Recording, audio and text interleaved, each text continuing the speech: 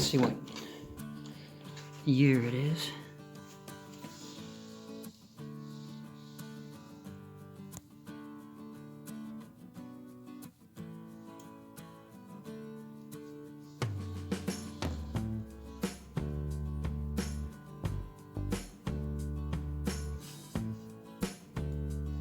$11.05. So it's either an 05 or an 06. So what's going on is it keeps randomly dying and then smoking.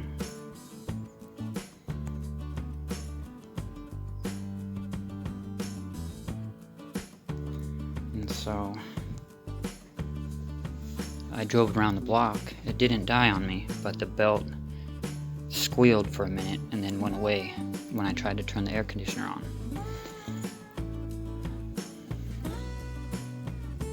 So we're gonna go look around in there and see what we could find as far as what could be making it smoke and why it keeps dying for no apparent reason besides the smoke.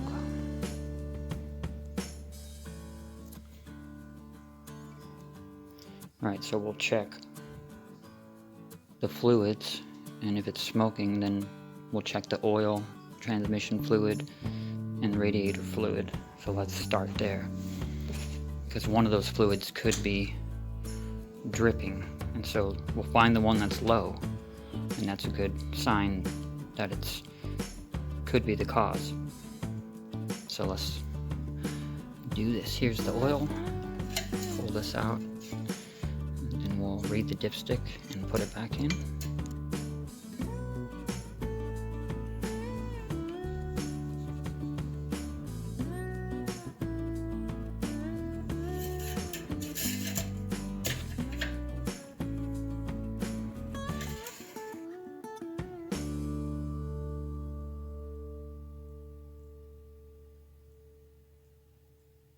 Looks full to me. Brake fluid. Not that I think this would be leaking anywhere. That's full. Just wanted to make sure though that it's full. Okay. Automatic transmission fluid. And for this, actually we'll do that a little bit later, because we're going to turn the car on and then put it either in neutral or park. We'll keep it in park and test it then.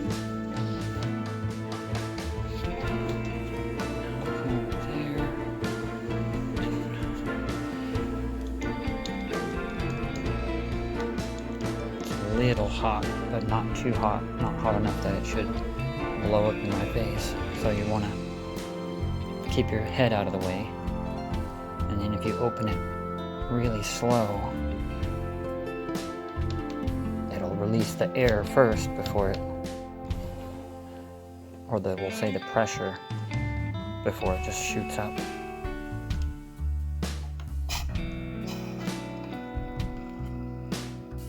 There we go.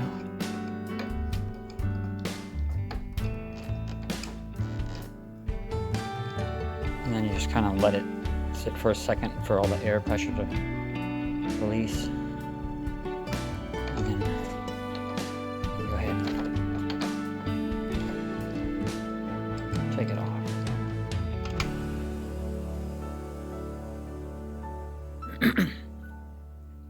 Okay, for this, we can see inside there, but we can't really tell really how far down the fluid is, so we can always stick something in there to judge how far down it is.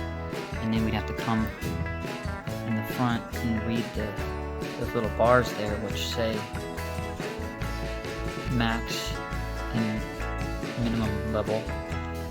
And so a trick for you guys, I know you like those tricks, right? That's right.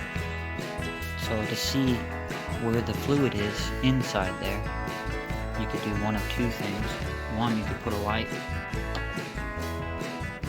down, facing downward on the top of the hole, and then look on the side so you can see inside now. And then you shake the car a little bit, And you should see the fluid moving around inside the bucket now. And I do see it. And it's lower than the minimum level, so we know we are missing fluid there. So that's most likely the type of fluid that's dripping out of here is radiator fluid.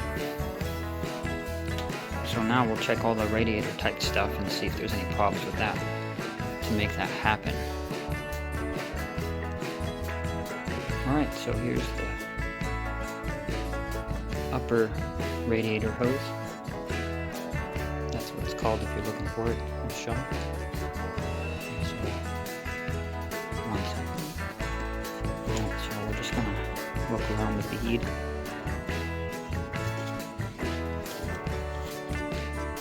It's a little hot, so be careful. You should wear a glove.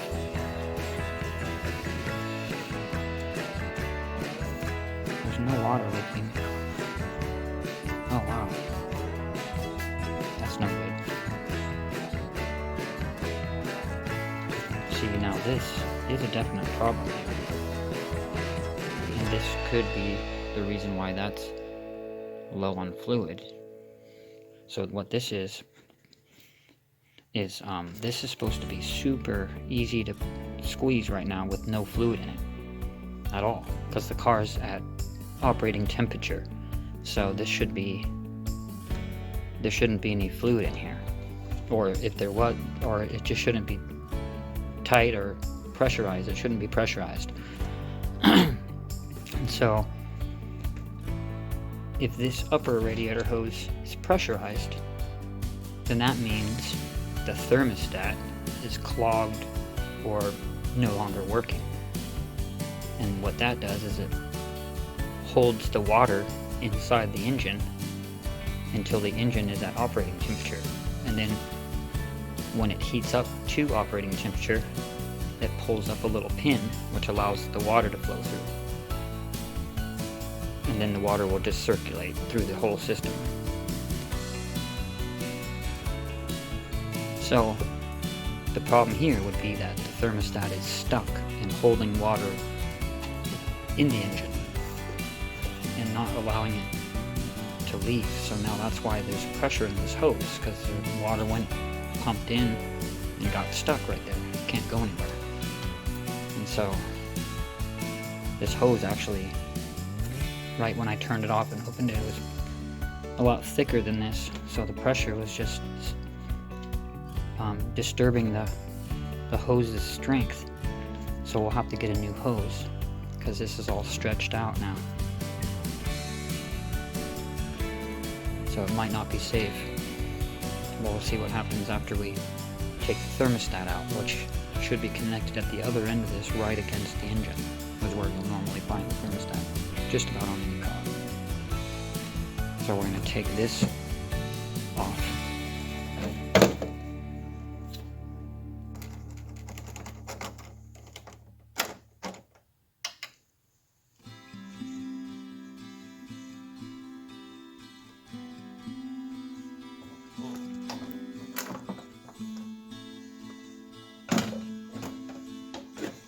So we're just taking this off and move it out of the way.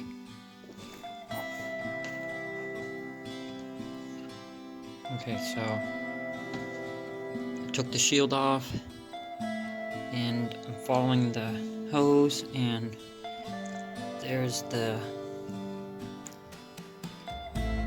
where the sorry, hold on one second.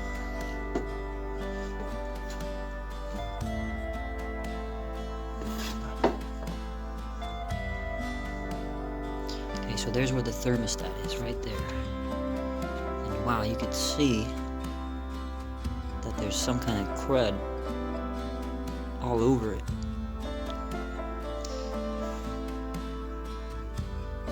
Which is interesting.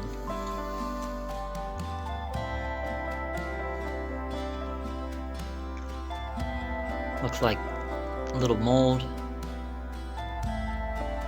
and a little carbon buildup.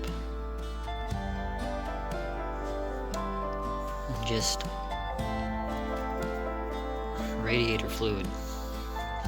So there's probably the reason why the car keeps turning off after driving it only for a short time.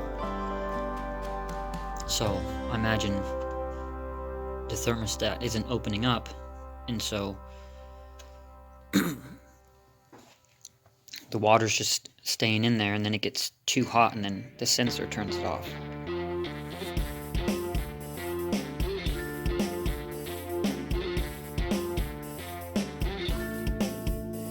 Alright, well, let's just take this off, and we'll take this lower hose off as well. We'll have to drain the radiator, or else it's gonna leak out this bottom hose, and in here too. So let's do that.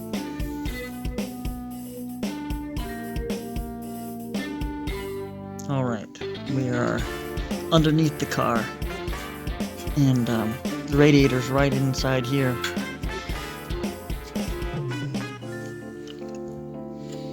So we're gonna have to take this skid plate off.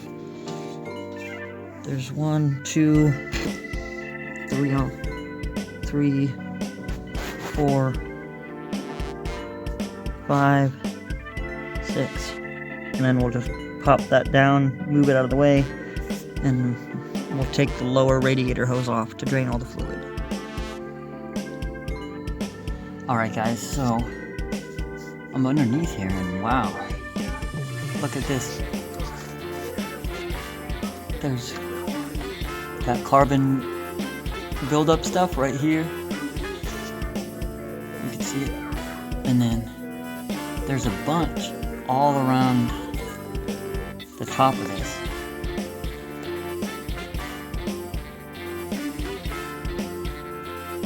All up there, and then on the bottom of this, and then up in there you can see all that build up.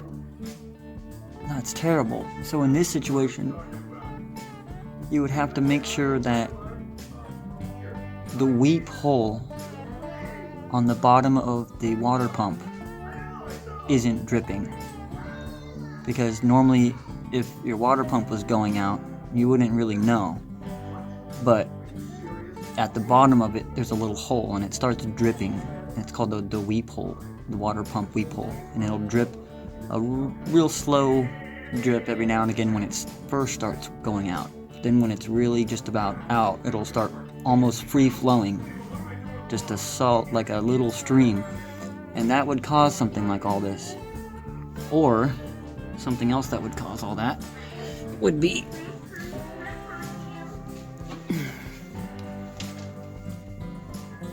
that there.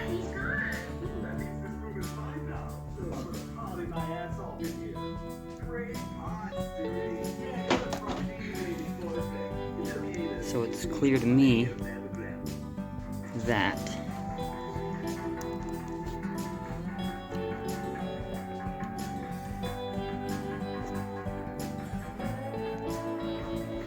the thermostat, this is the thermostat, has definitely been on its way out for a while, and this buildup is coming out. The gasket on this thermostat housing is probably bad.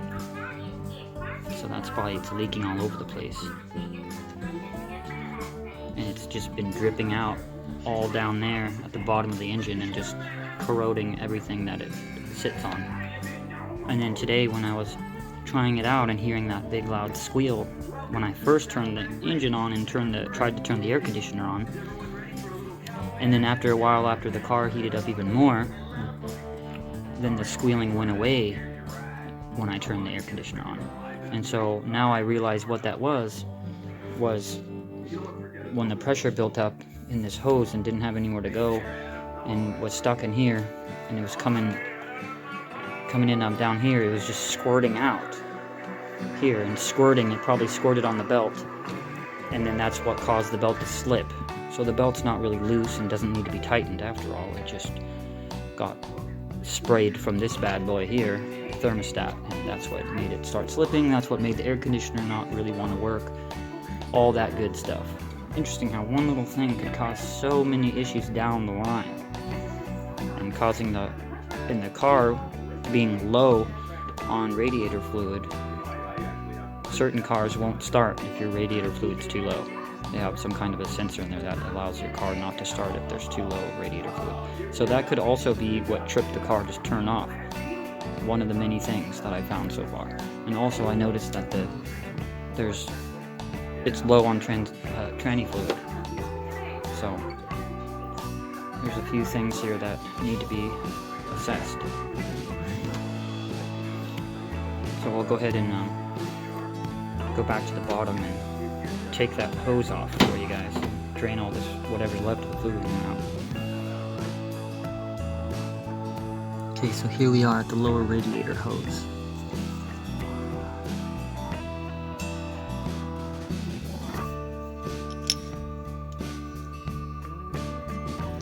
Alright, so I'm just using a ratchet with an 8 on the end of it.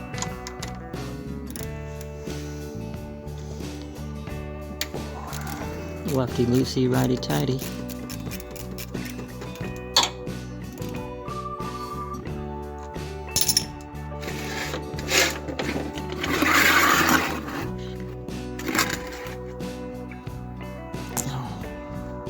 So we just pulled a bucket under there, a pretty good sized bucket, because there's a lot of fluid in there. Okay guys, so I loosened those up.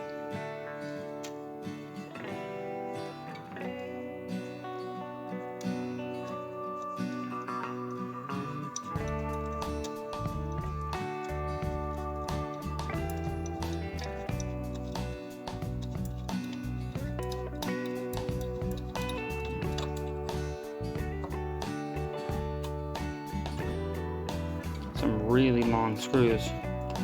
It goes clear all the way past the fan. So give me 1 second. Whoa, what the?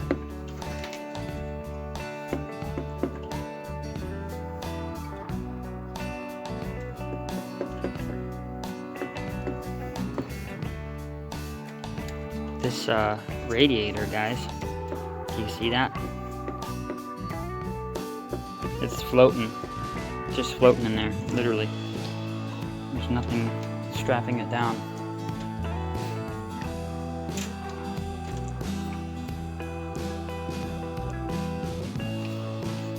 You know what that means? That at any point this thing could have shook backwards like this and then caught itself in this belt or one of the pulleys and just ripped itself to shreds. That's crazy how it hasn't happened yet. Oh my god, look at that. Whoa.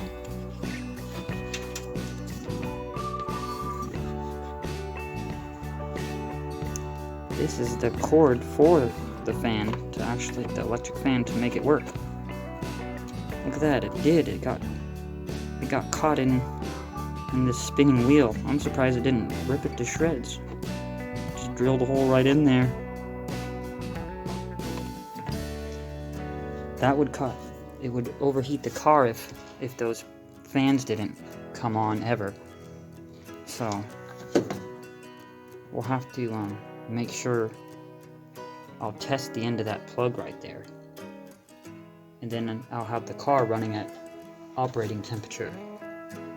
And then I'll come out here and when I'm testing that, when I'm sure that there's going to be an electric signal going through it, then I'll measure the electric signal, and if it's the same as the other one, the other fan plug, then I'll know there's nothing wrong with it and it's fine. But if I'm not getting any signal from it, then I know the fan's never going to turn on. And you could adjust that with just a regular DC voltmeter. So anyways, moving on. Let's see.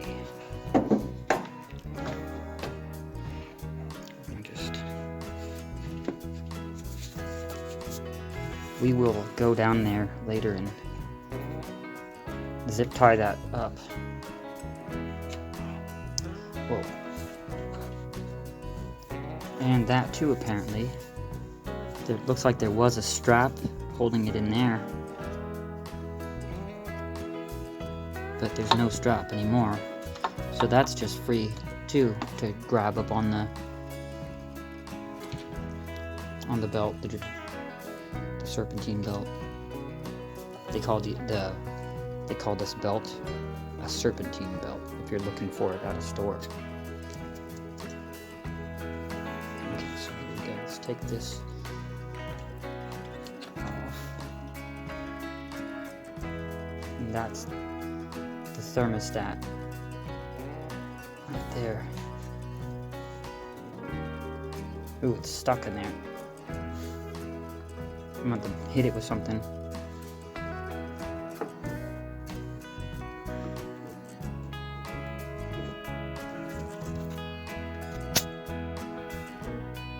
I'm going to wipe her down really good.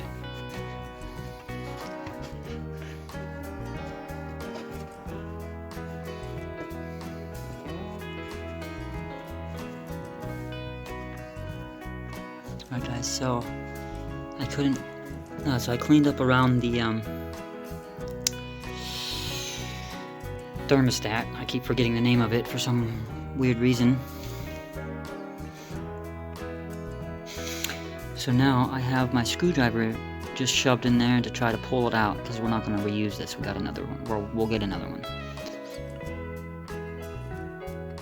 Oh wow, okay, so you can see it pouring out as I do that, which sucks because it's going to pour all over the place. There's nothing I could do about that either.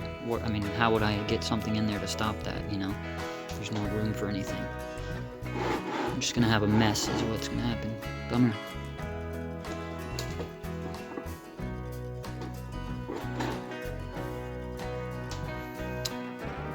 All this water is stuck in the engine because the thermostat won't open like that to allow it to leave. It's stuck. So as soon as I pull this off, there's just going to be a bunch of water pouring everywhere. Not looking forward to that, guys.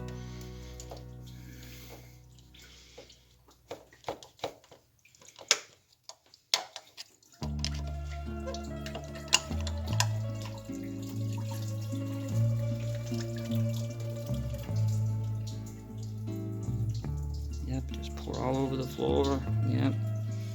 Bummer. I got a bucket down there, but you know it's probably not going to catch most of that.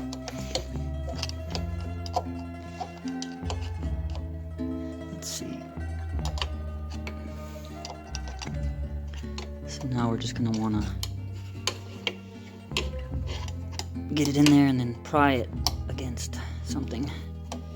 There we go. We could just pry it against the back there. Boom. I got it out.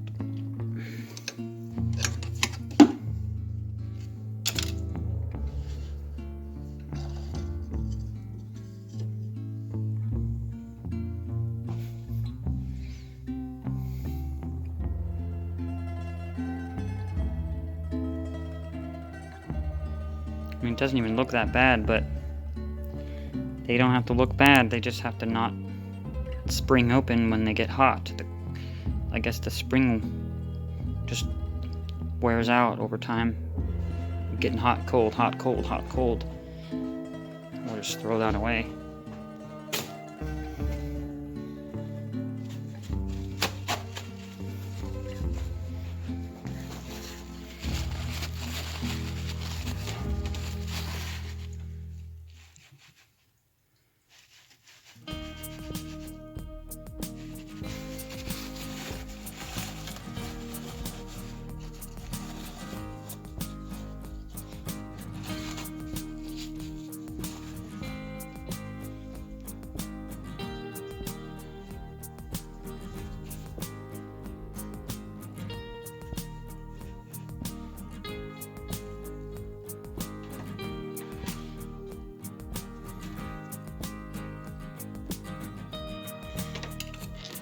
Alright, so the bummer here, the bad part that I don't like is someone used that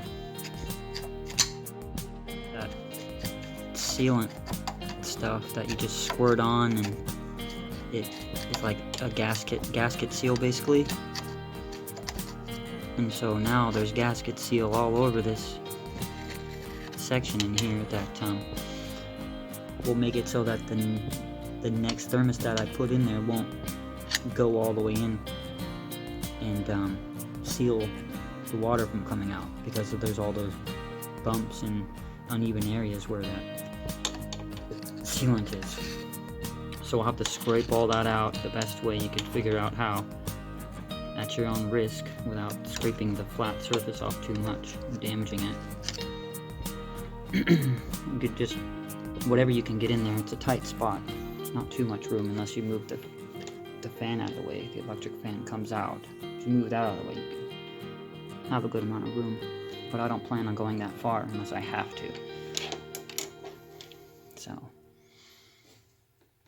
alright, so I'm going to clean that gunk out of there, put the new thermostat in, and then I'll come right back. Alright, so I just wiped everything down.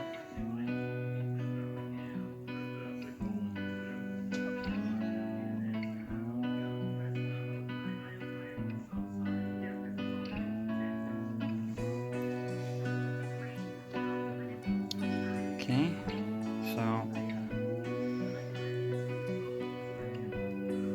so far so good. So all the problems so far that the person was telling me about that this car was doing,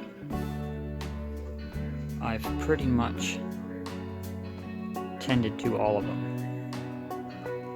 So this should be good. So I'm just gonna put it up for the night, go buy some more transmission fluid, and then we'll be back to turn it on and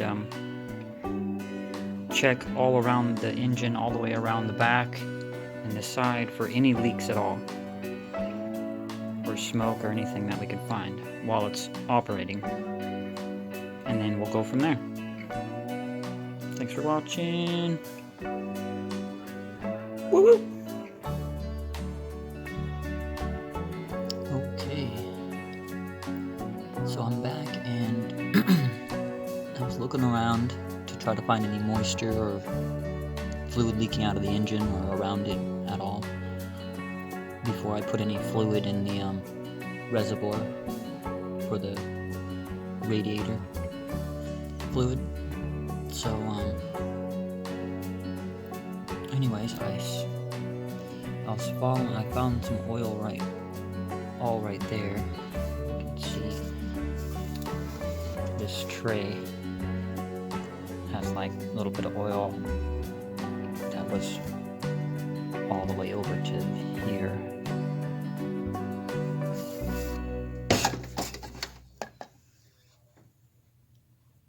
And I wiped it up. I wiped it up pretty good. And then I noticed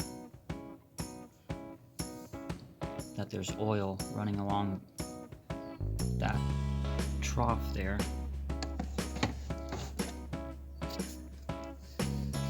So I wiped it up, but it was coming right along here and then coming down to there. And so then it was smoking, so that's where the smoke's coming from. So I wiped it all off in hopes that the smoke will stop, you know, from burning off all those chemicals and whatnot. So then I noticed that since the oil was flowing down this little trough line to get to there, it would be coming from over here down this and from here. So basically it's not anything leaking. Someone just missed this. Basically they just made a mess on the oil fill location here. When they were pouring the oil in here, it must have just spilt out and then ran all down there and then all onto that. So that's where that oil came from. So I'm not worried about this side of the engine leaking anything, since I don't see anything leaking anymore. There's no real evidence. And the oil that we did find down there, we found where it came from, and there's no leak here. So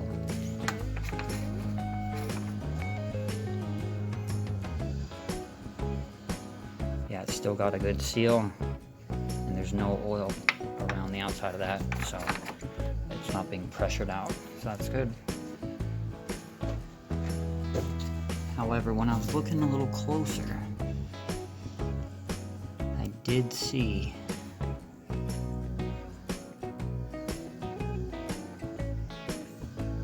all that while there, because it's got dirt stuck in whatever it is, and grease and whatnot. But if you see where that is, there's no, I don't see how it could have gotten there. So there might be something behind the motor shooting over that direction. So we're gonna have to find a way back there and check all the hoses to make sure nothing is leaking back there. So the only thing that I know that's back there is heater hose. So I did notice the car smoking when I turned the heater on, and then when I turned the heater off for a little while, then the smoke would go away. So I imagine maybe one of the heater hoses is leaking, and that would cause that to happen. Because then, you know, if it's leaking, it would spray radiator fluid all over the back of the engine, which the muffler is back there, so then it would just burn right off the muffler and smoke. Alright, so we're gonna go back there and figure it out. Alright, and we're looking behind the engine, right next to the firewall. This side over here,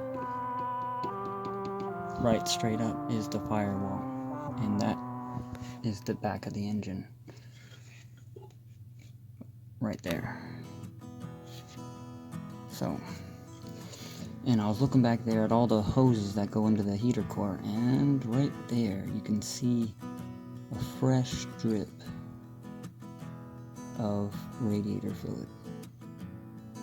And it's right under the section of hose that goes right from the heater core straight to that junction that goes into two different hoses, one that goes back into the reservoir and one that goes into the back of the engine. So we're just gonna have to take that hose clamp off and put a smaller one on there in hopes that it'll tighten all the way around and not leave a little gap. I see a little gap on this side.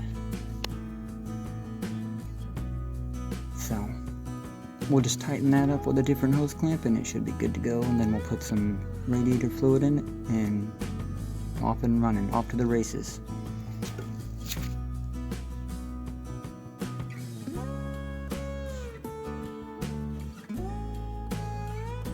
Alright, so I'm lighting up this spot right there where that junction is. And as you can see, there's quite a network of hoses and pipes, lines, wires, and all kinds of brackets and such that are in my way to get there. So that's going to be interesting. So, well, first we'll take these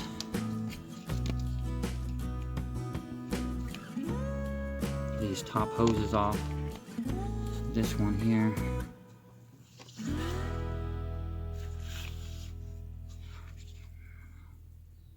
And then we'll take that hose off and kind of pull on it a little bit to get the end of it, which is connected to that junction, closer to me. And then it looks like we might take that one off there because it's also in our path. So we'll have a lot more room once these hoses are out of the way.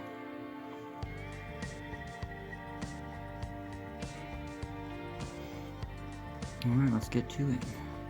That's just a squeeze and it's open, and that one you just flathead screwdriver or like a 8mm socket.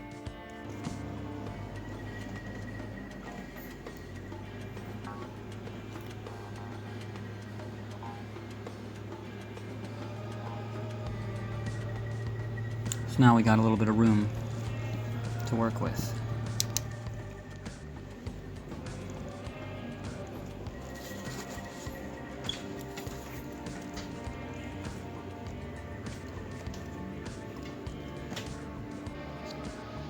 Alright, as you can see right in there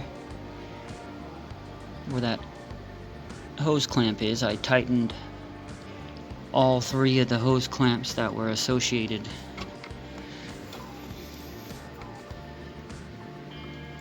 with that junction right there where all 3 hoses connected. So I tightened them up real nice and tight. She's nice and tight. So should be good. Now we're just gonna go ahead and put all these back. So first we want to put the hose clamp on.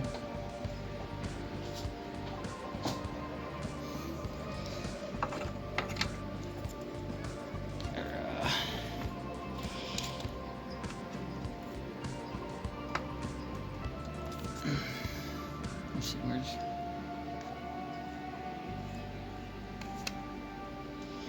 Okay.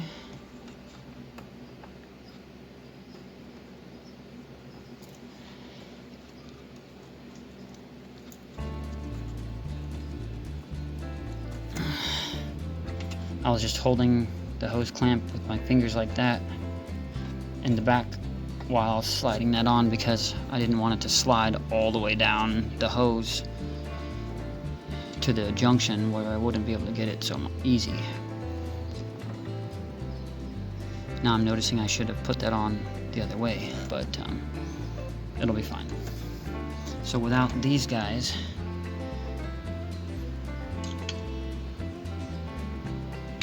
it would be a real tough challenge to get in there with anything else to get those tight. I've tried everything else and it's just real tough.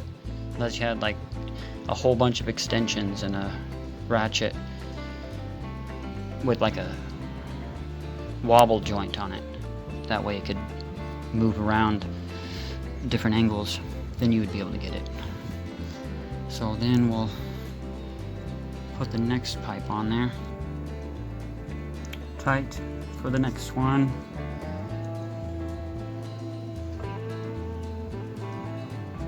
So we'll just slide this puppy dog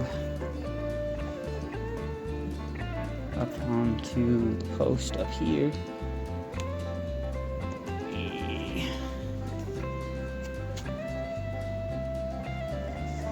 And just wiggle it back and forth until it gets all the way where it's supposed to be. Alright, now we'll just flip her around.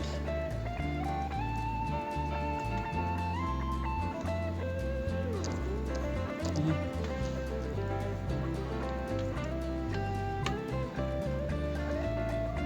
And hold that thought because we gotta get the hose clamp.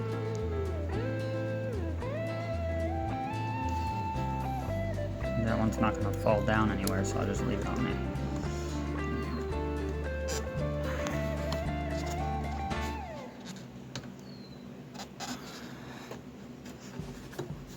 we go. Bada bing. And bada boom.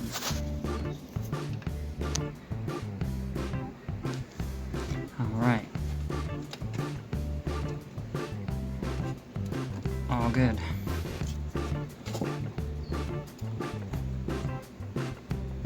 Alright, so that's that's that. Now we're gonna put fluid in this bad boy and give her a rundown. If you guys don't trust your work just yet and you think there might be more problems, just fill it up with water, distilled water, or I guess it doesn't really matter, just put some water in there. And turn the car on, check for leaks, flush all the water out, and then, of course, add radiator fluid. And that way, if there is a leak, you don't have to drain all your fresh radiator fluid out and then, you know, go buy more.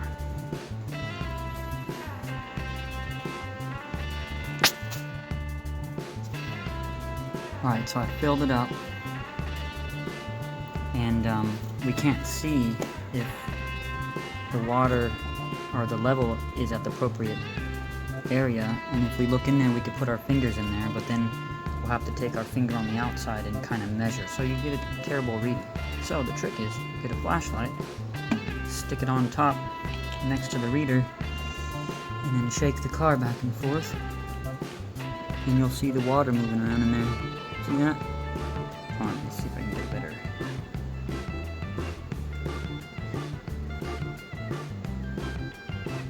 Perfect, huh? So it's right a tiny bit above the level, which is perfect.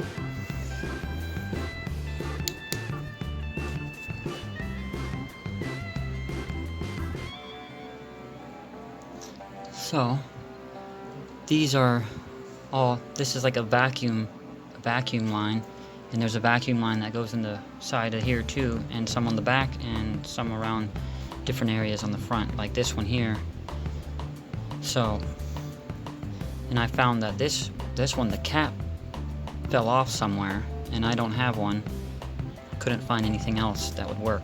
So I did, however, find this piece here, which just ended up being a rivet.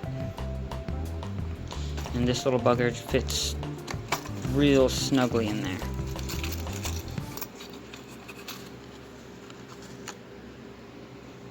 Just boop, and bada bing. So if you have a vacuum line that's not hooked up or covered, then it could cause your engine to run terrible. So just know that.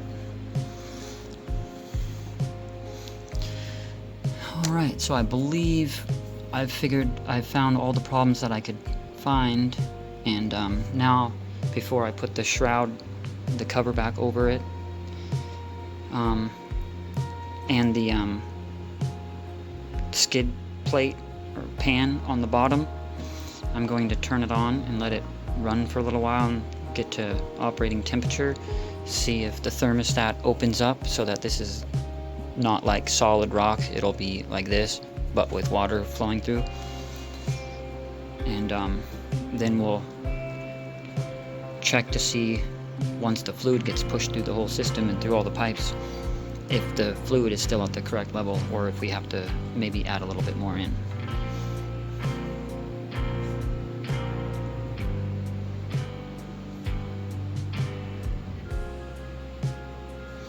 Alright, so we're gonna start her up and then come back.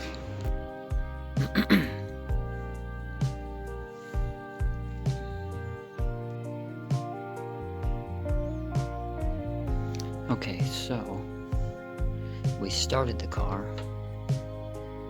we ran it for a minute, turned it off, looked all around for leaks, no dripping anywhere.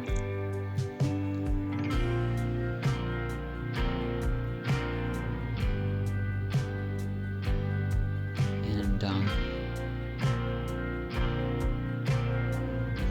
I made sure the fluid level was good. It's still good. And then I took it around the block again and got on it a little bit. Gave it some love, you know what I'm saying?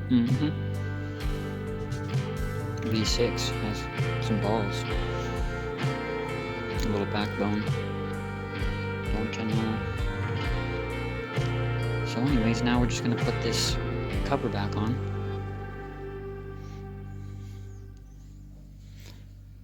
Boom. Alright. There it is. Now I just gotta turn it down.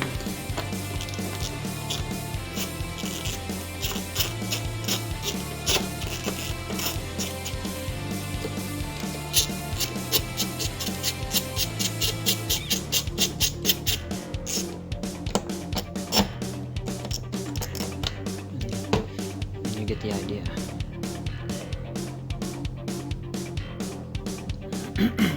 Alright, so I'll got together here.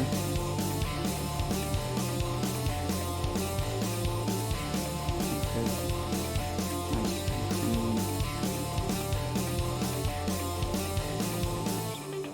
Now for the undercarriage.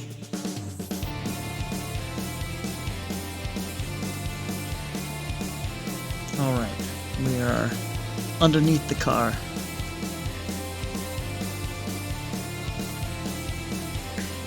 Alright, so the plate is all on. And I turned it on. Drove it around for a while. Gave it a little bit of a beating by going fast.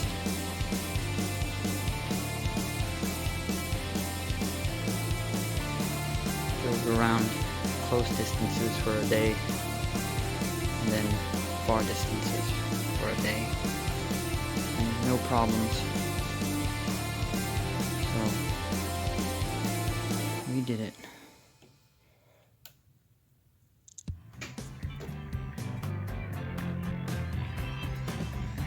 Perfect. Alright, so thanks for watching another Fix It. Until next time, don't forget to subscribe and so you can see the next videos coming out.